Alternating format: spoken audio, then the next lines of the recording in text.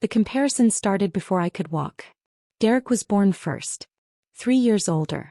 3 years of being the center of attention before I arrived and, according to family legend, ruined everything. Derek was such an easy baby, Mom would say at every family gathering. Then we had Jason and forgot what sleep was. Derek was athletic. Captain of every team. I preferred books and building things with my hands. Derek was charming, social, the life of every party. I was quiet, observant, more comfortable with small groups. By the time I was 10, the family narrative was set. Derek was destined for greatness. We'd see. Derek went to Duke on a partial athletic scholarship. Played lacrosse. Joined the best fraternity. Graduated with a finance degree and immediate job offers from 3 major firms. Chose the one in Manhattan. Started at $95,000 plus bonus. I went to a state school 2 hours from home. Studied hospitality management. A choice that made Dad wince.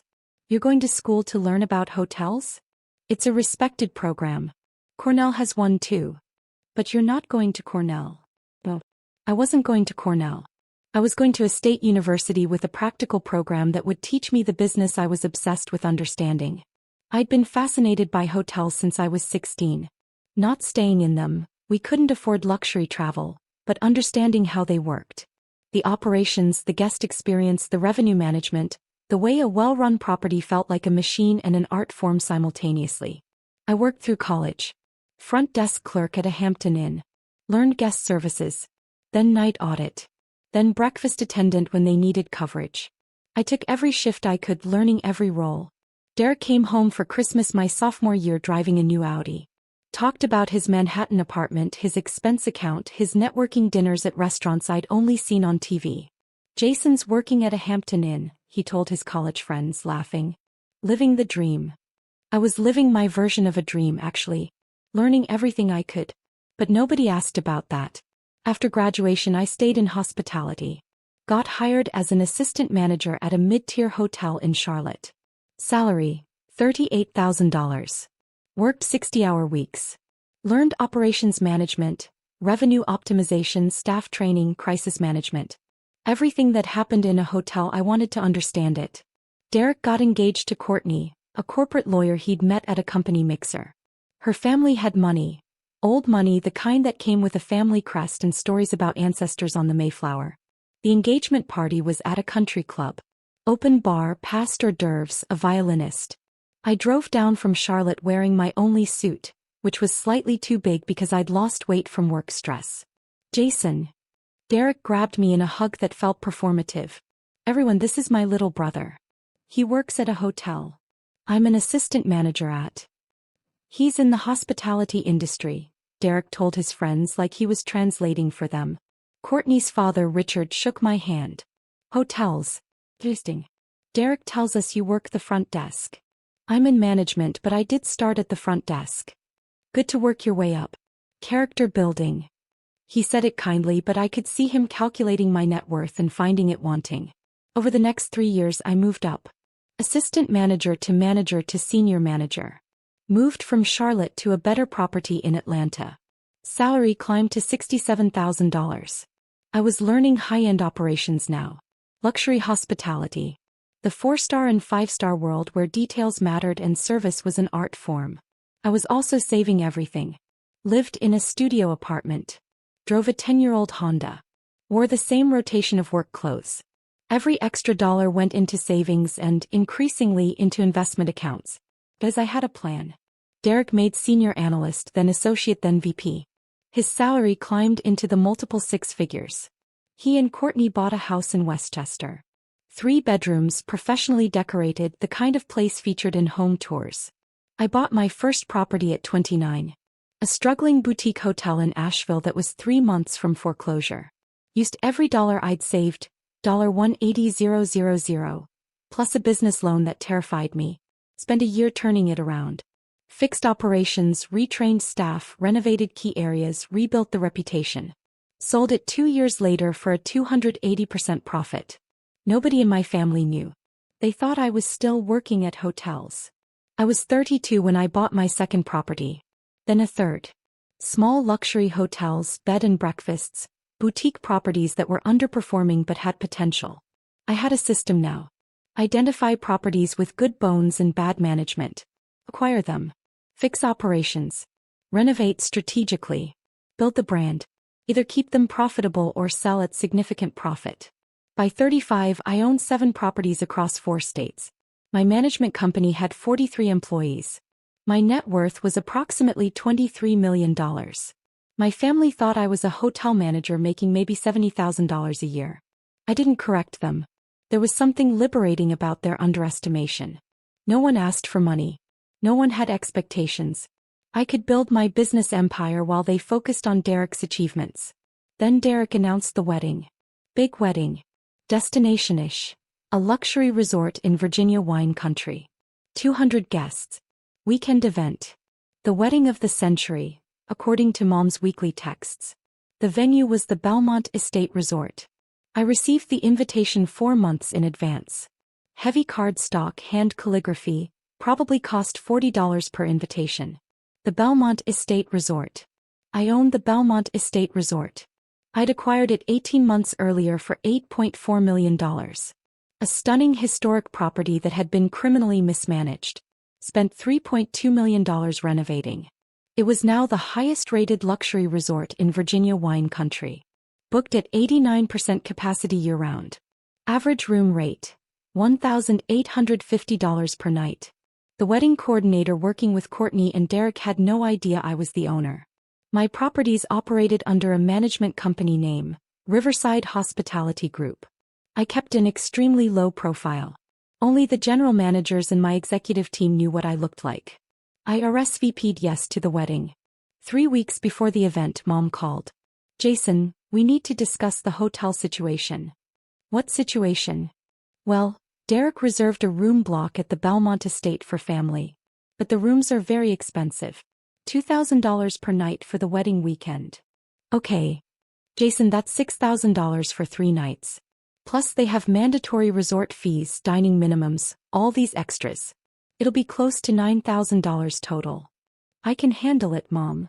She laughed, not unkindly but like I'd said something naive. Honey, be realistic. That's more than you probably make in a month. We found a nice budget motel about 8 miles away. The Countryside Inn. $110 a night. Much more appropriate. More appropriate for what? For your budget. We understand, sweetie.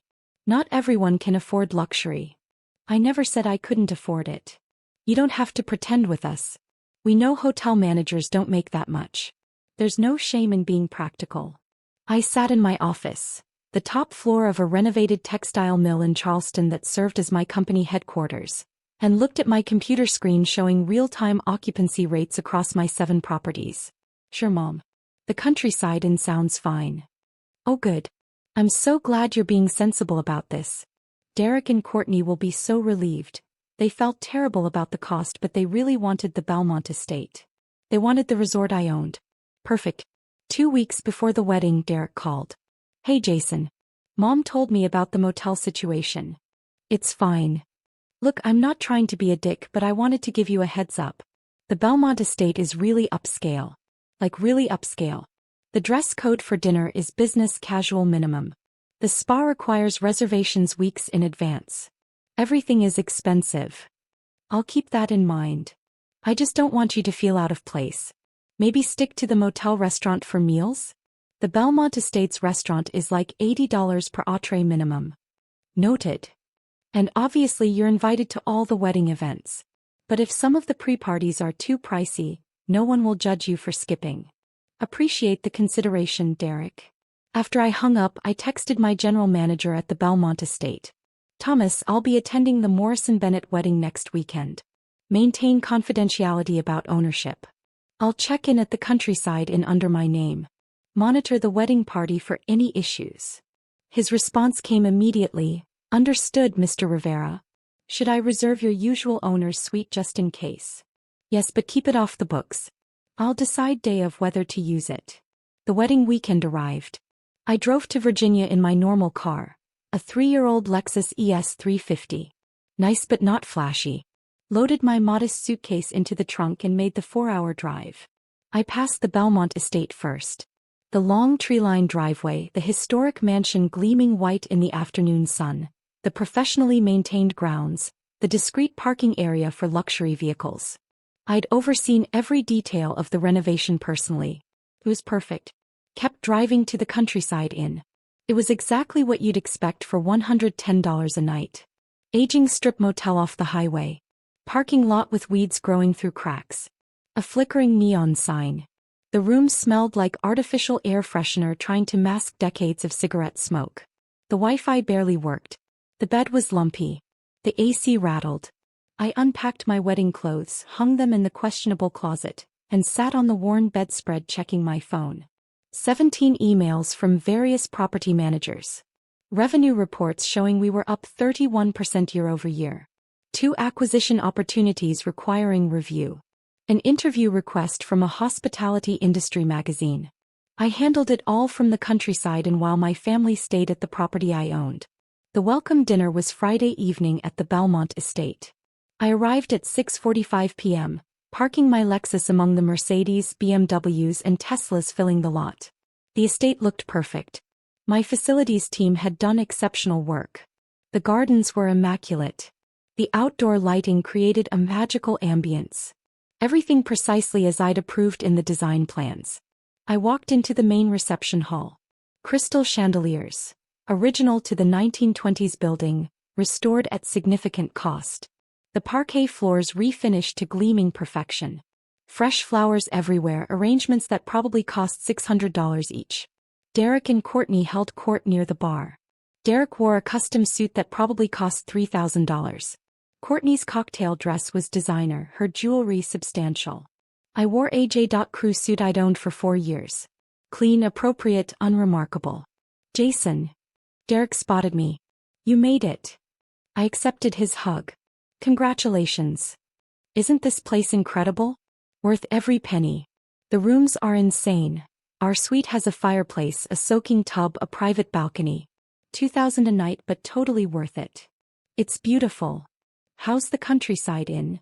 He said it sympathetically like asking about a terminal diagnosis. It's fine. Well hey, at least you're here. That's what matters. Come get a drink, open bar tonight. One of the perks of paying $85,000 for the wedding package. I knew the actual package cost $127,000, but I didn't correct him. The bar served top-shelf everything. I ordered a bourbon, a $40 pour that Derek didn't pay for since it was included in his package. The family gathered. Mom and dad, aunts and uncles, cousins I hadn't seen in years. Everyone dressed in expensive clothes, talking about their expensive lives, celebrating this expensive wedding. I found a corner and observed. Jason. Courtney's father, Richard, approached with a bourbon of his own. Good to see you. How's the hotel business? It's going well.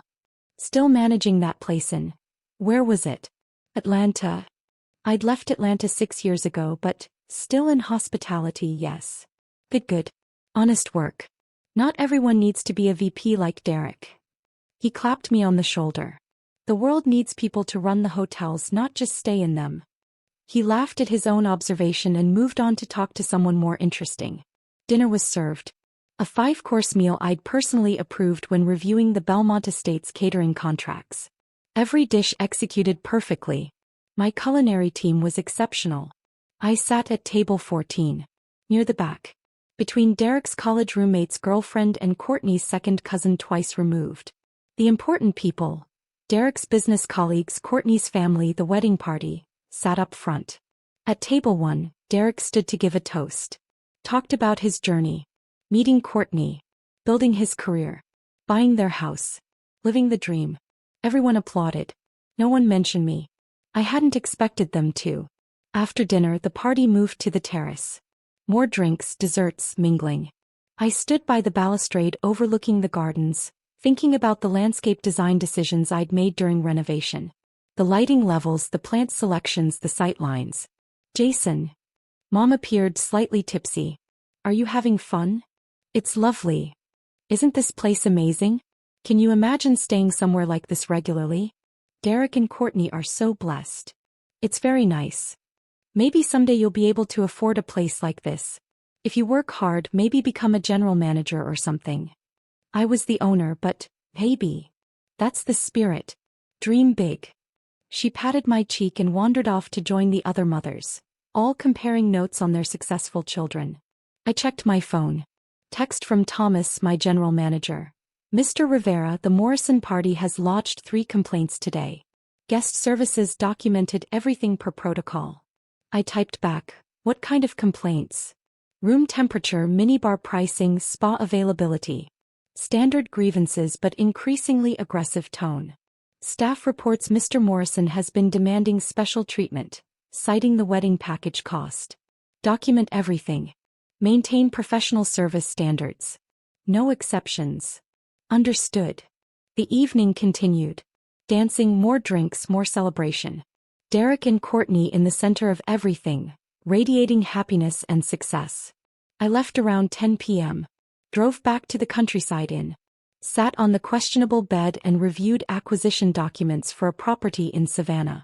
Saturday morning, I returned to the Belmont estate for the wedding ceremony. 2 p.m. start time. I arrived at 1:45, parking in the overflow lot. The ceremony space looked perfect. White chairs arranged in precise rows on the south lawn. Flower arrangements that had cost $23,000. A string quartet playing Vivaldi. The ceremony arch draped in fabric and roses. $8,000 for that installation alone. I sat in the back row. The ceremony was beautiful. Courtney looked stunning. Derek cried during his vows. Richard walked his daughter down the aisle like he was delivering a queen. Everyone sobbed appropriately. After the ceremony, guests moved to the cocktail hour while the staff transformed the ceremony space into the reception area. I knew the logistics intimately, had reviewed the timeline with Thomas 3 times to ensure flawless execution. The cocktail hour featured past hors d'oeuvres, multiple bars, a raw seafood station and a jazz trio. Guests mingled on the terrace. I found a quiet spot near the fountain. Jason. Uncle Mark appeared. Hell of a wedding, huh? It's very nice. Derek really made something of himself. That VP salary, the house in Westchester, and now this wedding. Kid's got it figured out. He's done well. You're doing fine too, Mark added, the way you compliment a child's macaroni art. Hotels are important. Someone's gotta manage them. True. Maybe Derek can give you some career advice. Help you move up the ladder. Maybe. He wandered off. I checked my phone. Another text from Thomas. Additional complaints from Morrison party. They demanded late checkout without fees, complained about parking distance from building, requested comp spa services. All denied per standard policy. Mr. Morrison requested to speak with ownership. I smiled and replied, not yet. Maintain protocol. The reception began. Grand ballroom, capacity 240, renovated at a cost of $1.4 million. Crystal chandeliers I'd had specially restored. A dance floor that had required structural reinforcement. Floor-to-ceiling windows overlooking the estate grounds. Dinner was exquisite. Filet mignon, Chilean sea base, vegetarian Wellington. Wine pairings that cost more per bottle than most people's weekly grocery budget. I sat at table 19 this time. Even farther back. Between distant relatives who spent most of dinner on their phones. The toasts began. Best man talked about Derek's ambition. Maid of honor talked about Courtney's grace. Richard gave an emotional speech about his daughter and his successful new son-in-law. Everyone applauded. Clinked glasses. Celebrated. I ate my $280 plated dinner and thought about Monday's conference call with potential investors. Around 8 p.m. I noticed a commotion at table 1. Derek was speaking animatedly to one of the servers. Mom had joined the conversation. Then Courtney's father. The server looked distressed and walked quickly toward the service corridor. I watched, waiting. 5 minutes later, Thomas appeared. My general manager. Impeccably professional in his suit. He approached table 1 with 2 security staff members. I couldn't hear the conversation from table 19, but I saw the body language. Derek gesturing. Thomas remaining calm. Richard pointing at something. Mom looking confused. Then Thomas gestured across the ballroom. Toward table 19. Toward me. Every head at table 1 turned. Thomas began walking through the reception hall. The security team followed. They were heading directly to my table. The band had stopped playing. Conversations died. 200 guests watched as the general manager crossed the room. Thomas stopped at my table. Mr. Rivera, I apologize for the interruption during the celebration. I stood slowly. What seems to be the problem, Thomas? The Morrison party has requested an immediate meeting with ownership regarding multiple service complaints and demands for special accommodations. I see. What specifically? Thomas consulted his tablet. Complaints about room temperature, minibar pricing, parking proximity, spa availability, checkout policies and resort fees. They're demanding full refunds on incidental charges, complimentary service upgrades and late checkout without fees. They've also expressed dissatisfaction with staff responses to their requests. Derek had reached us now. Jason, why is the manager talking to you? Mr. Morrison has questions about hotel policies, Thomas said smoothly. No, I have questions for the owner, Derek said. I've spent $127,000 on this wedding and your staff has been completely inflexible about simple requests. I want to speak with whoever owns this place. You are, Thomas said calmly. Silence. What? Derek said. You're speaking with the owner. Mr. Jason Rivera is the owner of the Belmont Estate Resort. You could have heard a champagne bubble pop. Derek stared at me. That's not funny. It's not a joke, I said quietly. I acquired the Belmont Estate 18 months ago. Thomas serves as general manager under my direction. Mom had arrived now. Jason, what is happening? I own the hotel, Mom. I have for a year and a half. Courtney appeared, still holding her bouquet. You own this place? Yes. Richard pushed through the growing crowd. This is the Belmont Estate. This property is worth. He couldn't finish. Approximately $14.7 million current valuation, I supplied. I paid $8.4 million at acquisition and invested $3.2 million in renovations. The ballroom had gone completely silent. 200 guests staring. Derek's face had gone from red to pale. You own a multi-million-dollar resort. This and 6 other properties. I run a hospitality management company. Riverside Hospitality Group. 7 properties across 4 states. 43 employees. Annual revenue around $31 million. But you. Mom couldn't form words. You stay at budget motels. You drive a regular car. You never said. You never asked, I corrected gently. You assumed I was a struggling hotel manager. You told me the countryside inn was more appropriate for my budget. I didn't correct you because it was easier than explaining. Thomas cleared his throat. Mr. Rivera, regarding the complaints? I looked at Derek. Let's address them. Thomas says you've demanded refunds on incidental charges. What charges specifically? Minibar, premium Wi-Fi, spa services, parking, Derek said weakly. All clearly disclosed in your booking contract. What else? Late checkout without fees. Standard policy is checkout by 11 a.m., late checkout by request with fees depending on occupancy. We're at 94% occupancy this weekend. Late checkout would prevent us from preparing rooms for incoming guests.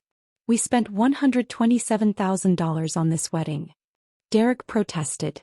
You spent $127,000 on a comprehensive wedding package that included ceremony space, reception venue, catering, bar service, accommodations for the wedding party and coordination services. All of which have been provided exactly as contracted. Incidental charges are separate. That's standard hospitality industry practice. Courtney was crying now, her wedding makeup running. You're really going to charge your own brother extra fees? I'm going to enforce the same policies I enforce for every guest, I said calmly. That's how you run a successful property. Consistent standards. Richard looked like he might faint. You let us think you were nobody. I let you assume what you wanted to assume, I corrected. You asked if I worked at hotels. I do. I own them. You just didn't ask enough questions to learn that. Derek found his voice, though it shook. This whole time. 9 years. You've been building this and we had no idea. You weren't interested. Every time I tried to talk about my work, you changed the subject to your achievements. After a while I stopped trying. We would have listened if we'd known you were successful. Would you? Or would you have just treated me differently because of the money? Like you're all treating me right now. The crowd of guests had grown. Everyone watching this family drama unfold at what was supposed to be an elegant wedding. Thomas held up his tablet. Mr. Rivera, for the record, do you approve the requested accommodations? Late checkout, refunded charges, complimentary upgrades. I looked at my brother, at my parents, at the family that had spent 9 years dismissing everything I'd built. No, I said clearly. All charges stand as contracted. Standard checkout time applies. No exceptions. But we're family. Mom said desperately. Exactly, I said. Your family. You spent 9 years thinking I was a failure while I built a $31 million business. You put me in budget motels while you stayed in luxury hotels I own. You gave me advice about climbing the ladder while I owned the entire building. And you never once asked real questions about my life. Dad had tears in his eyes. We didn't know. You didn't care to know, I corrected.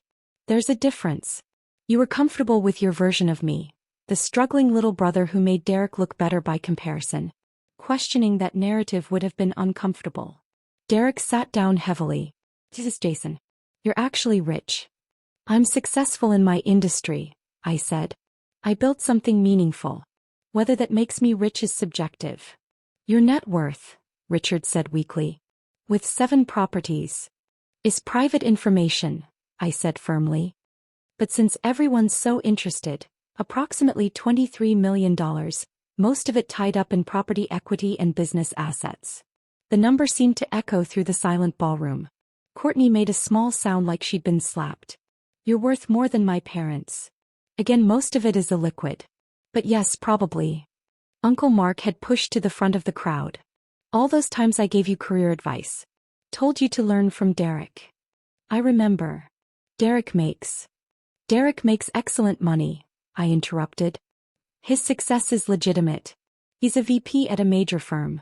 That's genuinely impressive. His career has nothing to do with mine. They're different paths. But you're a millionaire, Mark said, like testing the word. Yes. Thomas was still standing patiently. Mr. Rivera, shall I return to my duties? The kitchen needs final approval for dessert service timing. Yes, Thomas. Proceed as planned. And Thomas? Make sure Mr. Morrison's final bill is itemized completely. Every charge clearly documented. Of course, sir. Thomas departed with the security team. The crowd slowly dispersed, guests returning to their tables, whispering furiously. I remained standing at table 19. Derek hadn't moved. Just sitting there staring at nothing. Mom approached carefully like I might break. Jason, can we talk? Privately. There's nothing private to say. You know now what I do. What I've built. If you want a relationship going forward, it has to be based on reality. Not the comfortable fiction you preferred. We love you, she said, crying now. You love the version of me that didn't challenge Derek's position as the golden child. I'm not interested in being that person anymore. I picked up my phone and wallet. I'm going to head out. Please enjoy the rest of your reception. The dessert course is exceptional. I approved the menu personally. Where are you going? Mom asked. Probably back to the countryside inn. Maybe I'll upgrade to my actual suite here. Haven't decided. You have a suite here? Derek asked hollowly. Owner's suite. Penthouse level. 1,800 square feet, private terrace, full kitchen. I keep it available when I'm visiting properties. I started walking toward the exit. Jason. Derek called. I stopped, turned.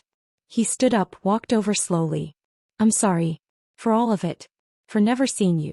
For never asking. For treating you like you were less. Thank you. Can we fix this? I considered it. Maybe. But Derek, I don't need your validation anymore. I spent 9 years building something extraordinary without your support. I did it anyway. If we rebuild a relationship, it has to be because we genuinely want to know each other. Not because you're impressed by my bank account. I want to know you, he said, and he sounded genuine. The real you. Not the version we invented. Then call me next week. Actually ask about my work. Listen to the answers. We'll see if we can build something real. I left the ballroom, walked through the lobby I'd designed, past the front desk where my staff maintained perfect professionalism, and out to my car. My phone buzzed. Text from Thomas. Your owner's suite is prepared if you'd like to stay, sir. complimentary champagne and the good scotch in the bar. I smiled and typed back, "I'll be there in 20 minutes. Please have housekeeping prepare the suite." I drove back to the countryside in one last time. Packed my bag, checked out, and drove back to the Belmont estate. The night manager checked me in personally. "Welcome home, Mr. Rivera. Penthouse suite is ready.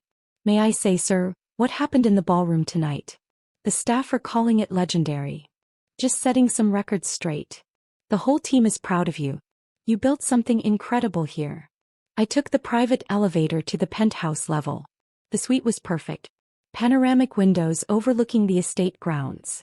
Custom furniture, luxury finishes, every detail exactly as I'd specified during renovation.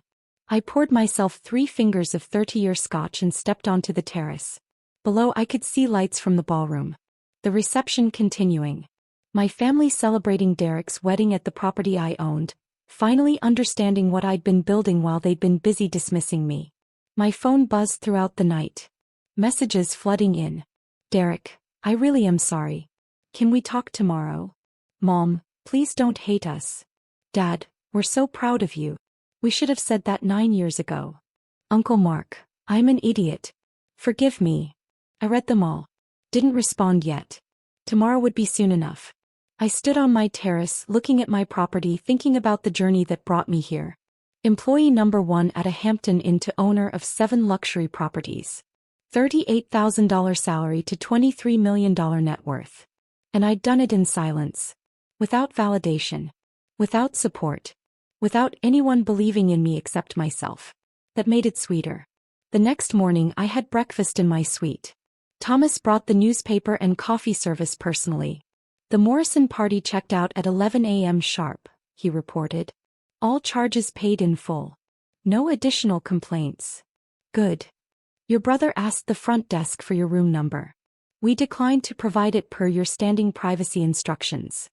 Thank you, Thomas. Will you be staying longer, sir? I'll head back to Charleston this afternoon. Please prepare the standard ownership report, occupancy rates, guest satisfaction scores, revenue analysis. I'll review this week." "Of course. And sir, if I may say, watching you own that moment last night was the most inspiring thing I've seen in 20 years of hospitality." I smiled. "Just enforcing standards, Thomas. Same as always." I checked out at noon, drove back to Charleston and returned to my regular life. Monday morning I was in my office reviewing acquisition documents for the Savannah property. My phone rang. "Derek." I considered not answering. Then picked up. "Jason." "Hey, Derek. Can I actually ask about your work? Like really ask? Not assume or dismiss or compare. Just learn about what you've built." I leaned back in my chair looking at my wall of property photos. 7 hotels, each one a story of transformation. "Yeah," I said. "I'd like that." We talked for an hour. He asked real questions. I gave real answers. It wasn't perfect. Years of dismissal don't heal in one conversation. But it was a start. And that was more than I'd expected. Because the truth was, I didn't need them to understand. I'd proven everything I needed to prove. Not to them. To myself. And that was worth more than any wedding at any luxury resort. Even one I owned.